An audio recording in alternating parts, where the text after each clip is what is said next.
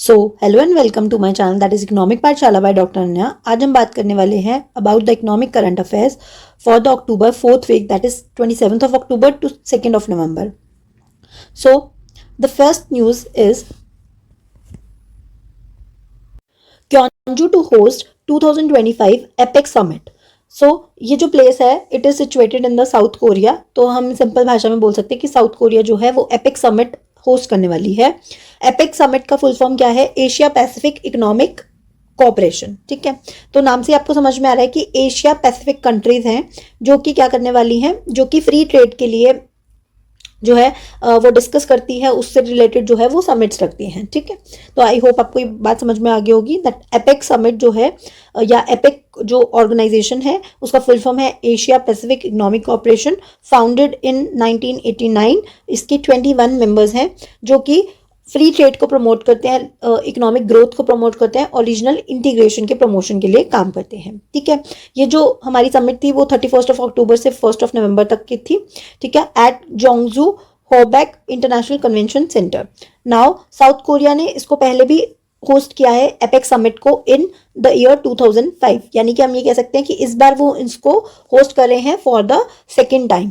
और किस थीम के ऊपर उन्होंने इस चीज को होस्ट किया है? That is Building a sustainable tomorrow, connect, innovate and prosper.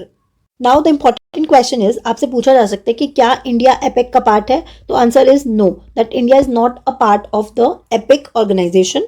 ठीक है, तो दैट्स वाई हमारे लिए उस वे से इतना इंपॉर्टेंट नहीं बनता, लेकिन एपेक एक ऑर्गेनाइजेशन है जो कि फ्री ट्रेड को प्रमोट करती है और फाउंड हुई थी 1989 में। तो ये सब चीजें आपको पता होना चाहिए। Okay, moving on to the next news, we have that cabinet approves terms of reference of 8 central pay commission.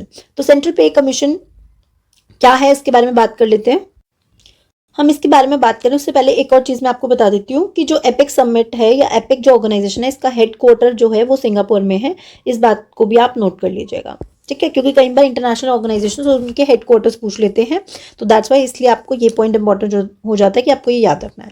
So moving on to the next news, हम सेंट्रल पे कमीशन के बारे में पहले बात कर लेते हैं कि सेंट्रल पे कमीशन जो है वो एक टेम्परेरी बॉडी है। ठीक है, जैसे आपसे कई बार पूछा जाता है कॉन्स्टिट्यूशनल बॉडी है, क्वाजाई बॉडी है, स्टैचुरी बॉडी है, तो इन सब के बारे में आपको पता होना चाहिए। It is a temporary body. ठीक है, जिसको कि गवर्नमेंट सेटअप करती है। किस लिए सेटअप करती है? यहाँ पे मैंने लिखा भी हुआ है, is periodically constituted to go into the various issues of emolument structures, allowances and benefits of the government employees and give recommendations thereon.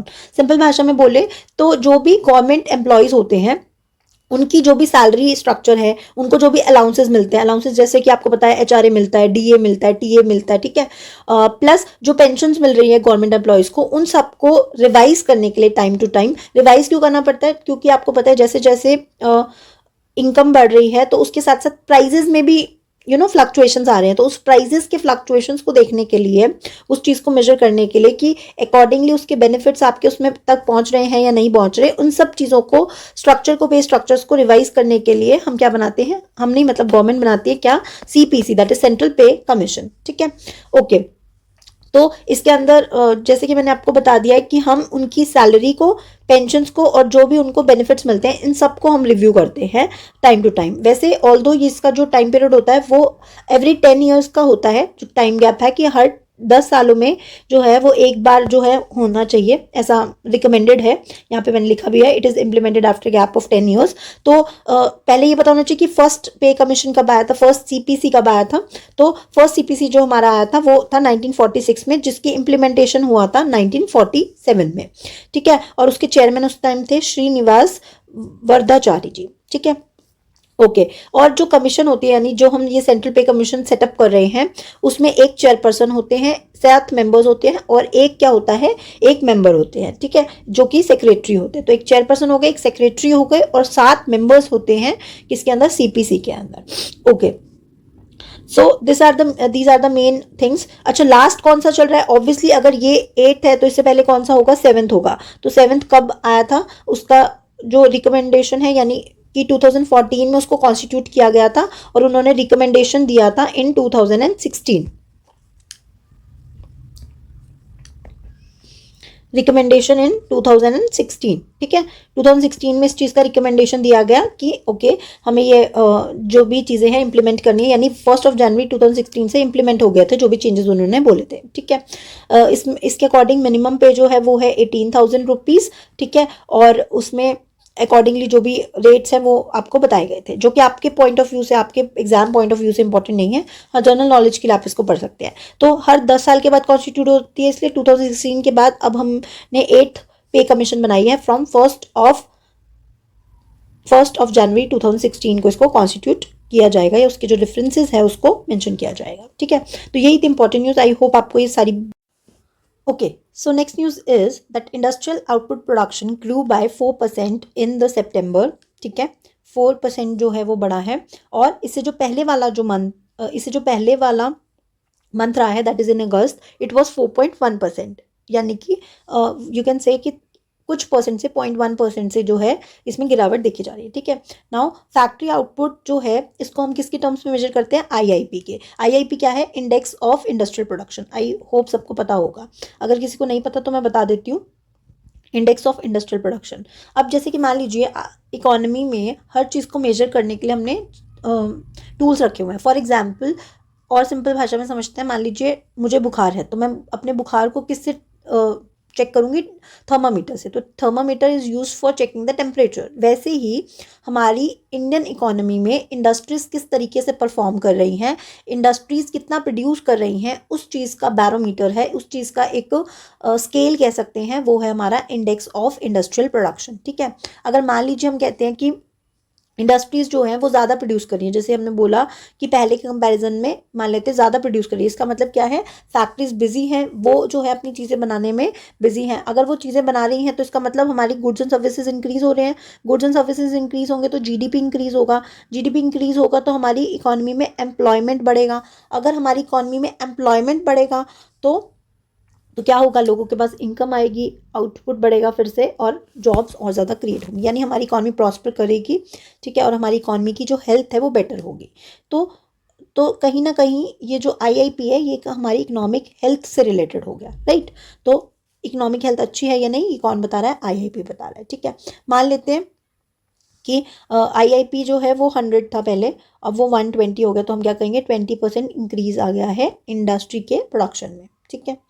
I hope ये सिंपल टर्म्स में आपको समझ में आ गया होगा कि आईआईपी होता क्या है।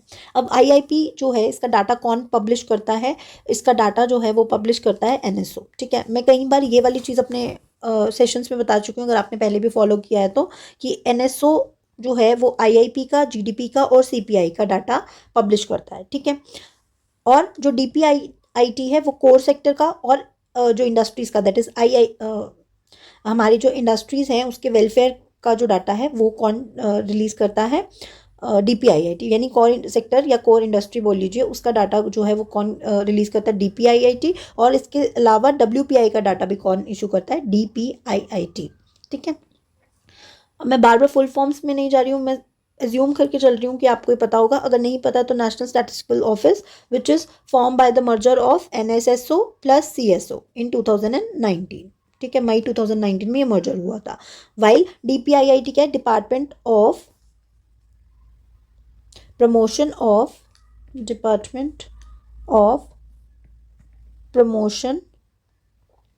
Of industry and internal trade, ये एक डिपार्टमेंट है अंडर मिनिस्ट्री ऑफ कॉमर्स,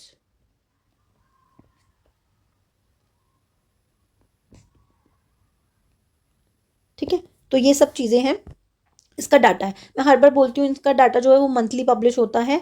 जो हमारी ये मिनिस्ट्री है एनएसओ किसके अंडर आती है, मॉस्पी के अंडर आती है, ministry of statistical and programme implementation के अंडर है एनएसओ, ठीक है। वो डाटा इसका पब्लिश करते हैं। तो ये डाटा मंथली आता है, आपको डाटा याद नहीं करना है, मैंने कई बार समझाया, आपको चीज़ें पता होनी चाहिए, आईआईपी क्या होता है ये सब पता होना चाहिए। आईआईपी में क्या क्या मेन एलिमेंट्स आते हैं, तो 3 एलिमेंट्स हैं, that is manufacturing, mining and electricity, ठीक है। और मैन्युफैक्चरिंग का सबसे ज़्यादा वेटेज है, इफ़ यू वांट तो मैं यहीं पे लिख देती हूँ, दैट इज़ जो हमारा ये है आईआईपी, इसके अंदर 3 मेन कंपोनेंट्स हैं, 3 सेक्टर्स हैं रादर हम कह सकते हैं। First is manufacturing, second is mining and third one is electricity. तो इसको याद करने का तरीका भी मैंने ऐसे याद किया हुआ है, MME, ठीक है, MME। और मैन्युफैक्चरिंग पहले, ए पहले आता है, आई बाद में, और फिर इलेक्ट्रिसिटी, ठीक है। क्यों मैं ए और आई का बता रही हूँ, क्योंकि वेटेज के अकॉर्डिंग ही है ये। दैट इज 77.63% इसका वेटेज है, देन वी हैव 14.37% इसका वेटेज है, एंड 7.99% इसका वेटेज है, ठीक है। इसका जो अभी तक बेस ईयर है दैट इज 2011-12। और मैंने लास्ट वीडियोस में इसका ट्रिक बताया था कि जो न्यू बेस ईयर है that will gonna be change from, उसको मल्टीप्लाई कर देना 2 से, तो 22 to 23, ठीक है, ये इसका न्यू बेस ईयर हो जाएगा। आई होप समझ में आ गया होगा। आईआईपी के अंदर और भी बहुत सारी चीज़ें आती हैं, जैसे कि अगर हम डिवाइड करें तो primary goods, capital goods, intermediate goods, infrastructure construction goods, consumer durables, consumer non durables, ये सब चीज़ें आती है, ठीक है। पर आपको इतना पता होना चाहिए जितना मैंने आपको स्टैटिक फैक्ट्स बता दिए हैं, इससे ज़्यादा आपको कुछ और याद करने की ज़रूरत नहीं है। Okay, moving on to the next news. 8th ISA conference recently started in New Delhi. ISA क्या है? International solar alliance, international solar alliance. जब COP21 हुई थी 2015 में पेरिस में, तो इंडिया और फ्रांस ने का ही ये आइडिया था to make a organisation like this, जो कि किसके ऊपर काम करेगी या किस चीज़ का ध्यान रखेगी, वो ये देखेगी कि जितनी भी मैंने कई बार शायद ये चीज़ आपको पढ़ाई भी होगी, ये जितनी भी सनशाइन कंट्रीज़ हैं, ठीक है, जो कि ट्रॉपिक ऑफ कैंसर और कैप्रिकॉन के बीच में आती हैं, ये हमारी सारी क्या होती हैं? सनशाइन कंट्रीज़ हैं। ये कैंसर है और ये कैप्रिकॉन है, ठीक है। If you have any knowledge of geography, या ये तो हमने पढ़े ही रखा होगा कि जितनी भी सनशाइन कंट्रीज़ हैं उन सबको इकट्ठा करके they have made a organisation called international solar alliance. The second important thing जो बहुत इंपॉर्टेंट है about the ISA international solar alliance is that कि एक तो ये 2015 में बना था, मोर ओवर ये ओनली ऑर्गेनाइजेशन है जिसका headquarter, only international organisation है जिसका हेड क्वार्टर इंडिया के गुरुग्राम में है। मतलब इंडिया में कोई भी इंटरनेशनल ऑर्गेनाइजेशन नहीं था अभी तक जिसका हेड क्वार्टर इंडिया में हो, तो now it is the only organisation जिसका हेड क्वार्टर कहाँ पर है? इंडिया के गुरुग्राम में है, ठीक है। मेन मैंने आपको बता ही दिया वाई इट वॉज फॉर्म्ड, ठीक है।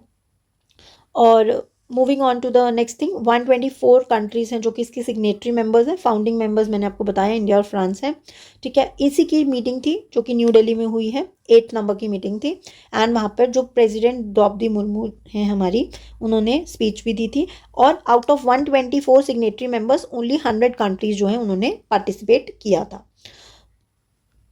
तो यही सारे फैक्ट्स थे जो आपको पता होने चाहिए अबाउट ISA। और ISA जो है वो बहुत ज़्यादा न्यूज़ में है। पीछे रिसेंटली जो है हमने ये भी न्यूज़ पढ़ी थी कि कुछ इसके न्यू मेंबर्स बने हैं। तो नाउ योर टास्क इज़ कि जो भी ISA से रिलेटेड मैंने न्यूज़ पढ़ाई हैं इन द प्रीवियस मंथ्स, आप उसका जो है मुझे कमेंट बॉक्स में नीचे लिख कर बताएंगे कि हमने क्या क्या पढ़ा था अबाउट ISA। इससे क्या होगा?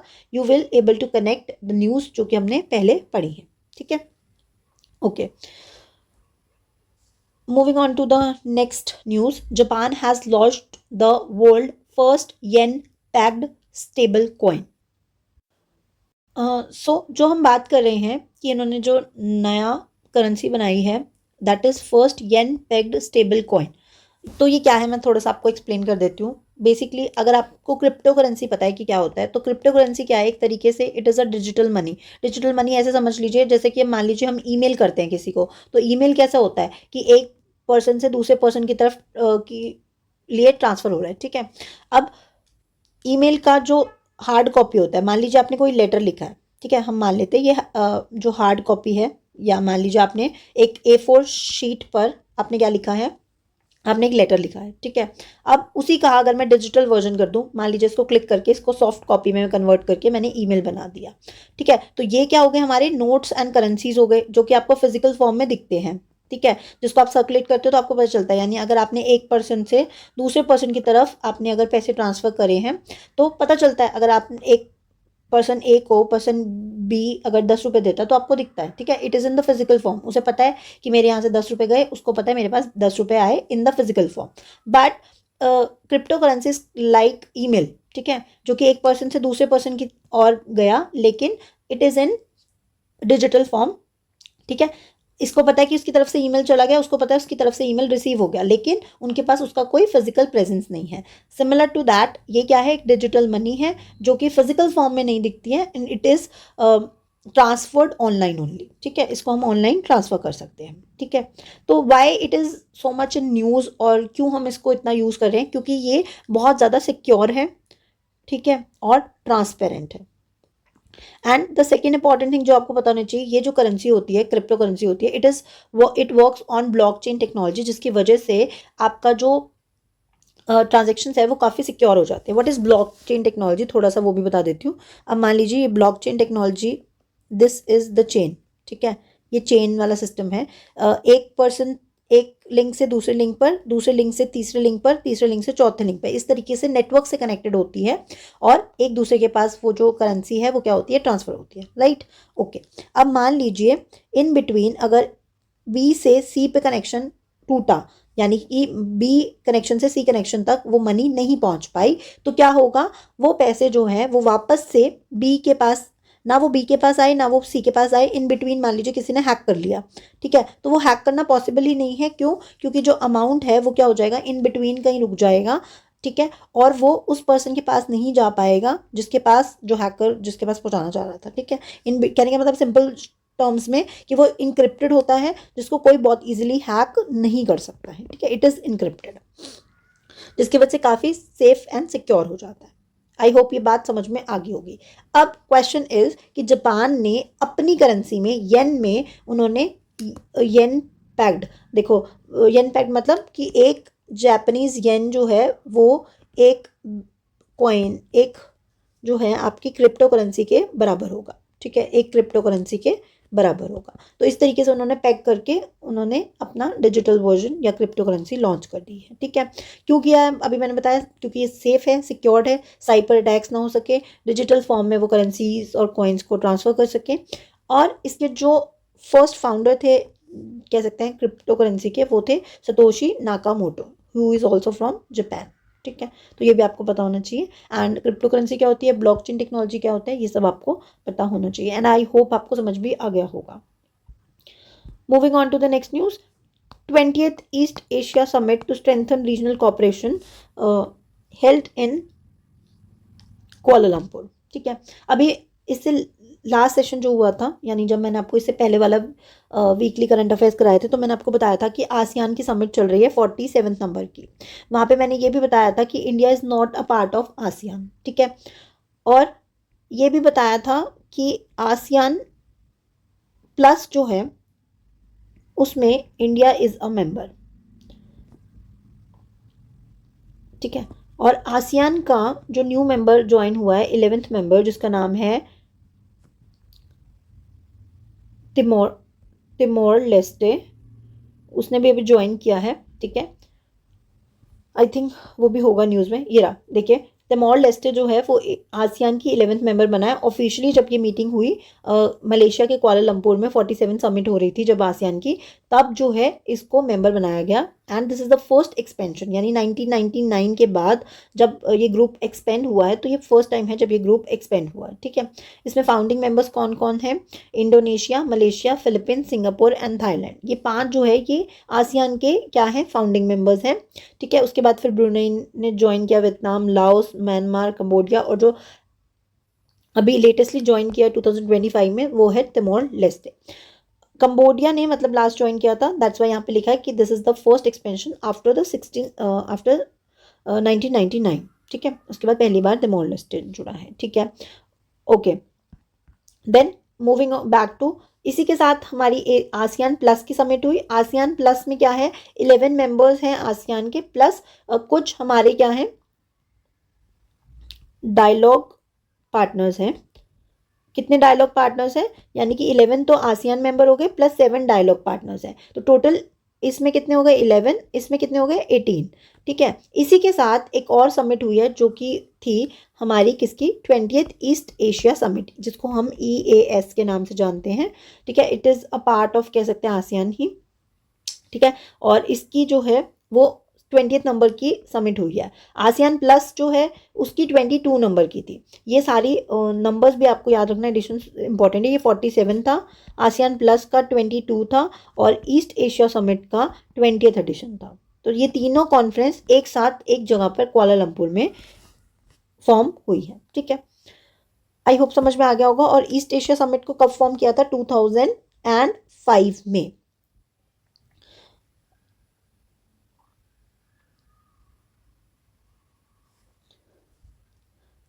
नाउ क्वेश्चन इज कि ईस्ट एशिया समिट जो है या ईस्ट एशिया जो कॉन्फ्रेंस है या जो ऑर्गेनाइजेशन है वो किसका पार्ट है? तो वही एशिया पैसिफिक जो रीजन की जो भी कंट्रीज हैं वो मिलकर क्या है, फ्री ट्रेड को, पीस, सिक्योरिटी को, इकोनॉमिक ग्रोथ को, एनवायरनमेंट को, हेल्थ को, इन सब चीज़ों को क्या करती है, प्रमोट करती है। Not so important. ठीक है, और क्रिएटेड, बस ये याद रखना है कि ईस्ट एशिया जो समिट है या ये जो ऑर्गेनाइजेशन है, it is created by ASEAN members. ठीक है, जैसे आसियान समिट हर एक साल में एक बार होती है, वैसे ही ईस्ट एशिया समिट भी होती है। ठीक है, जिसमें ऑलरेडी बता चुकी हूँ 11 मेंबर्स ये और 7 डायलॉग मेंबर्स हैं। Okay, moving on to the next news which is also related to ASEAN. तो मैं सोचूं पहले वही कवर करवा देती हूँ। That is Malaysia hand over ASEAN championship to Philippines. Simple, in simple words की जो इनके पास जो कार्यभार था, जैसे प्रेसिडेंसी जो रोटेट होती है आसियान की, वो अब किसको दे दी गई है? फिलीपींस को। पहले किसके पास थी? मलेशिया के पास थी। ठीक है, तो मलेशिया में जो मलेशिया के जो पीएम है अनवर इब्राहिम, उन्होंने इसको हैंड ओवर कर दिया है to the president of Philippines, that is Fernandez Marcos. ठीक है, मार्कोस जी को ये हैंड ओवर कर दिया, यानी कि इसका जो नेक्स्ट होस्ट है 2026 का होस्ट है वो कौन है? फिलीपींस। 2025 का होस्ट कौन हो गया? मलेशिया। और 2024 का होस्ट कौन है? मैं ऑलरेडी आपको ये बता चुकी हूँ। क्या इसका होस्ट वियतनाम है? Do let me know in the comment box, क्योंकि मैं ऑलरेडी लास्ट सेशन में आपको ये बता चुकी हूँ पूरा डिटेल में। तो ये आप मुझे बताएंगे क्या वियतनाम में हुई थी, कहाँ हुई थी और अगली कहाँ होगी। ठीक है, तो VMP वेरी वेरी इंपॉर्टेंट। ठीक है, आई बस गायब है तो ऐसे याद रख सकते हैं। Okay, moving on to the next news, which is also related to ASEAN, that is Defense Minister Rajnath Singh to attend 12th ASEAN Defense Meeting in Kuala Lumpur. तो सेम वही चीज़ मैं अभी आपको बता रही थी, that India is not a part of ASEAN but India is a part of ASEAN plus, जिसमें India, USA, China, Russia, Japan, South Korea, Australia, New Zealand है। 11 आसियान मेंबर्स के साथ, जिनको हम डायलॉग पार्टनर्स भी बोलते हैं। ठीक है, कि they don't are officially part of ASEAN but उनका एक फॉर्मल कॉपरेशन है आसियान के साथ। ठीक है, तो उन्हीं को हम डायलॉग कंट्रीज बोलते हैं। इसका काम क्या है? To include political, security, economic and social cultural dimensions to the ASEAN membering countries. ठीक है, बस इतनी सी चीज़ है। ये चीज़ मैं ऑलरेडी कवर अप कर चुकी थी आपके लिए। डिफेंस मिनिस्टर मीटिंग में राजनाथ सिंह गए, ये सब इंपॉर्टेंट नहीं था, बस आपको ये पता होना चाहिए कि आसियान प्लस कौन सी मीटिंग थी। अच्छा, एंड डोंट गेट कंफ्यूज्ड कि मैम आपने अभी तो बताया था कि आसियान प्लस की जो है वो 22nd नंबर की मीटिंग है, लेकिन अब आप यहाँ पर कह रहे हो कि इट इज़ 12th नंबर।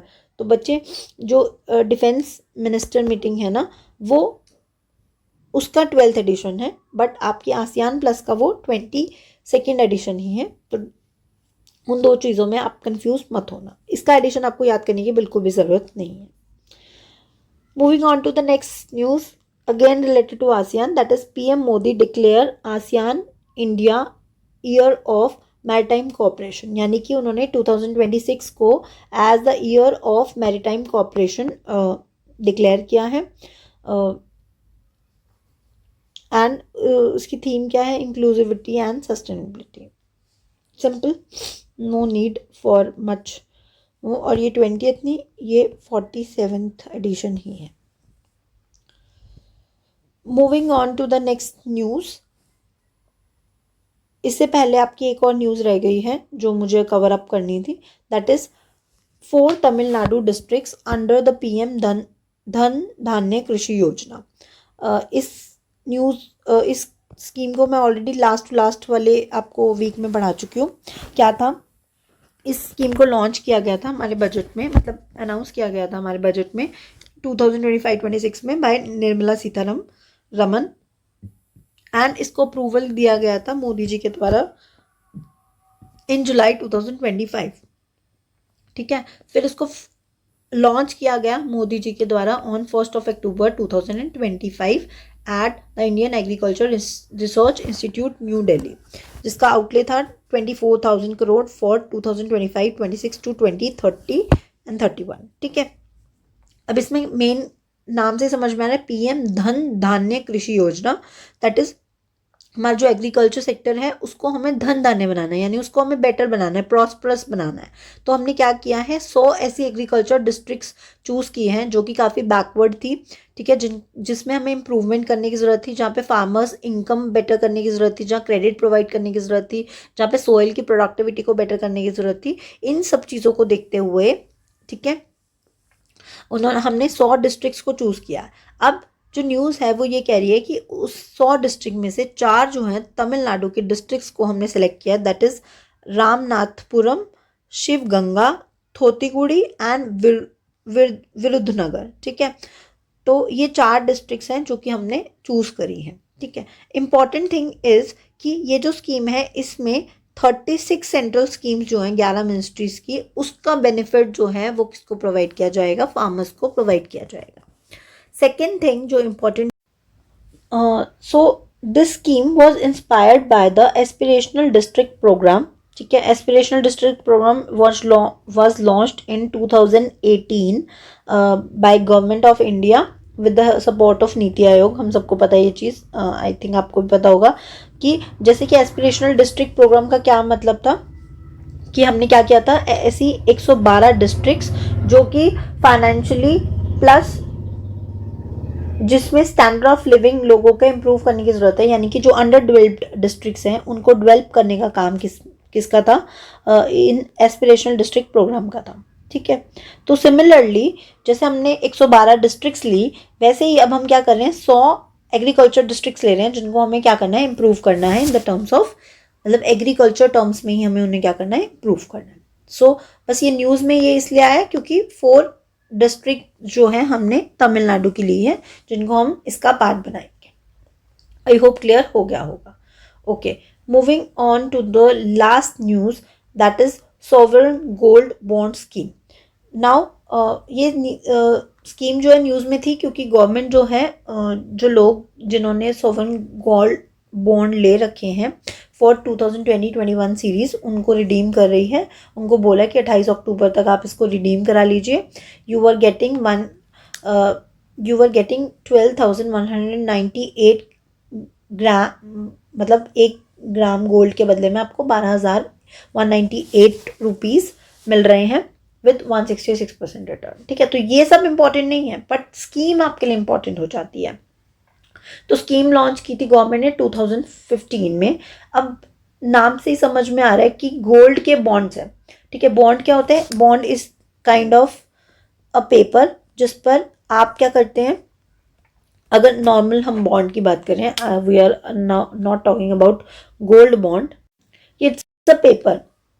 ठीक है, अब ये पेपर पे क्या लिखा है कि मैं, मान लीजिए मैं ए पर्सन हूँ, मैं बी पर्सन को लोन दे रही हूँ, इतने रेट ऑफ इंटरेस्ट 1,000 रुपीज़ मान लीजिए मैं लोन दे रही हूँ, just for example 10% rate of interest पर। ठीक है, तो इसका मतलब क्या है कि मैं इस बंदे को क्या दूंगी, 1,000 रुपये दूंगी। ठीक है, और बी जो है मुझे इसके बदले में वो क्या दे देगा, ये कागज़ दे देगा कि मैंने इस पर्सन से इतना लोन लिया है, इतने रेट ऑफ इंटरेस्ट पे लिया है, यानी कि जब मेरा टाइम पीरियड खत्म हो जाएगा, से 5 ईयर्स का है ये, तो 5 साल के बाद में उसको 1,000 रुपये प्लस जो रेट ऑफ इंटरेस्ट उसका है वो उसको वापस दे दूंगा। तो this is kind of simple terms में समझो तो एक तरीके से लोन ले रहे हैं हम। ठीक है, ओके, तो जैसे गवर्नमेंट क्या करती है, गवर्नमेंट भी बॉन्ड्स निकालती है अपने। ठीक है, और उसके बदले में जो पब्लिक होती है उनसे क्या करती है, वो बदले में पैसे ले लेती है, सिंपल। ठीक है, अब सॉवरेन गोल्ड बॉन्ड्स क्या हैं, तो सॉवरेन गोल्ड बॉन्ड स्कीम में बेसिकली हम क्या कर रहे हैं, हम डिजिटल गोल्ड को प्रमोट कर रहे हैं और हम चाहते हैं कि फिजिकल गोल्ड जो लोग रखते हैं फॉर द इन्वेस्टमेंट पर्पस या परचेज करके खासकर जो मिडिल फैमिलीज हैं वो क्या सोचती हैं कि ओके, अगर हमें इन्वेस्ट करना है एंड उनके पास बहुत ज़्यादा बजट नहीं है, तो वो लोग क्या करते हैं, गोल्ड में इन्वेस्ट करते हैं। इसकी वजह से क्या हो रहा था, हमें बहुत ज़्यादा गोल्ड जो है वो बाहर से, फॉरेन कंट्री से इम्पोर्ट करना पड़ रहा था, which is a burden on the pocket of the government. और जो हमारा करंट अकाउंट है वो भी क्या जा रहा था, डेफिसिट में जा रहा था, higher because of higher imports. ठीक है, तो अब इसी बेसिस पर गवर्नमेंट ने क्या निकाल दी, गोल्ड बॉन्ड निकाल दीजिए। गोल्ड बॉन्ड का क्या मतलब है, गोल्ड बॉन्ड क्या है, इट्स लाइक अ पेपर। ठीक है, कि आप फिजिकल गोल्ड मत रखिए, गवर्नमेंट कहती है, इसके बदले में आप क्या करिए, आपको गोल्ड की इन्वेस्टमेंट करनी है ना, आप गवर्नमेंट से ही गोल्ड बॉन्ड ले लीजिए। ठीक है, और इस गोल्ड बॉन्ड को आप संभाल के रखिए। जब आपको इसको रिडीम करना होगा, यानी कि इन फ्यूचर आपको पैसे चाहिए, जैसे आप गोल्ड को सेल करके बदले में पैसे ले लेंगे, तो गवर्नमेंट कहती है आप इस बॉन्ड को हमें दे दीजिएगा, गवर्नमेंट को, और इसके बदले में गवर्नमेंट आपको क्या करेगी, जो करंट प्राइस चल रहा होगा गोल्ड का, ठीक है, तो जो भी करंट प्राइस चल रहा होगा गोल्ड का, वो प्लस कुछ इंटरेस्ट का जो अमाउंट है वो गवर्नमेंट आपको क्या कर देगी, रिटर्न कर देगी। In very simple terms government ने ये चीज कर दी। ठीक है, ओके नाउ, लेकिन गवर्नमेंट ने इस स्कीम को जो है डिसकंटिन्यू कर दिया, because it is feeling very heavy on the government pocket. ठीक है, ये गवर्नमेंट को लॉन्ग टर्म में इन फ्यूचर जो है इससे काफ़ी नुकसान हो रहा था, तो गवर्नमेंट ने इस स्कीम को अब डिसकंटिन्यू कर दिया। एंड इसके जो बॉन्ड्स हैं वो भी गवर्नमेंट ने कह दिया है कि जो भी रिडीम करना चाहते हैं वो रिडीम कर सकते हैं। That is what is in the news. ठीक है, और सॉवरेन का मतलब आपको पता ही है कि जो चीज़ इंडिपेंडेंट होती है, या फिर गवर्नमेंट से रिलेटेड भी बोलते हैं, सॉवरेन बोलते हैं। ठीक है, ओके। अब ये जो बॉन्ड्स है किसने इशू किए थे, आरबीआई ने इशू किए थे on the behalf of government of India. इसका टेन्योर 8 ईयर्स का था, with an option to exit after 5 years, कि 5 साल के बाद आप इसको छोड़ के भी जा सकते हैं। इस पे आपको fixed rate of interest of 2.5% per year मिलेगा ऑन द इशू प्राइस। जैसे मान लीजिए अगर आपने गोल्ड 50,000 पे खरीदा था, तो 50,000 का जो 2.5% बनता होगा, उस पे गवर्नमेंट आपको वो रेट ऑफ इंटरेस्ट आपको दे देगी। बेनिफिट क्या था कि इनकम भी मिल रही थी, और आपकी जो गोल्ड का प्राइस है वो भी अप्रिशिएट हो रहा था, तो लोगों के लिए बहुत बेनिफिशियल था ये। देन आप इसको ट्रेडेबल भी थे। ट्रेडेबल जैसे कि मान लीजिए आपको लोन लेना है, तो आप इस गोल्ड बॉन्ड को रख दीजिए एज अ कोलेटरल, तो भी आप यूज कर सकते हैं। अगर आपको लगता है कि आपको किसी को से पैसे देने हैं, ठीक है, तो आप ये गोल्ड बॉन्ड उसको दे दीजिए, उसके नाम पर वो ट्रांसफर हो जाएंगे। ठीक है, प्लस इसमें टैक्स बेनिफिट भी मिलता था आपको under the income tax act 1961। No capital gain tax is charge when bonds are redeem. एक और बेनिफिट इसमें ये हो गया कि कोई भी आपसे कैपिटल गेन नहीं लिया जाएगा। कैपिटल गेन क्या होता है, जैसे अगर मान लीजिए आपके पास शेयर्स हैं, अगर आप उसको सेल करते हैं एंड वो आपके जो अमाउंट बन रहा है, जो भी आपको बेनिफिट उससे हो रहा है, वो अगर टैक्स स्लैब में आता है, तो आपको उसके क्या होंगे, उसके बदले में उसके पैसे जो हैं, मतलब उसके बदले में आपको टैक्स देना पड़ता था। बट यहाँ पर आपको कोई भी कैपिटल गेन टैक्स भी नहीं देना है।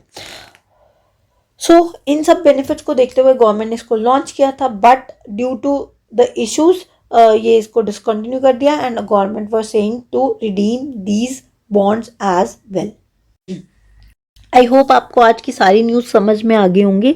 अगर आपको कोई भी टॉपिक या न्यूज़ समझ में नहीं आई है, then you can write in the comment box. Plus मैं चाहूँगी कि आप लोग आंसर्स भी करें, it will be beneficial for you. मैं हर बार ये बात बोलती हूँ। बाकी till then, thank you and bye bye.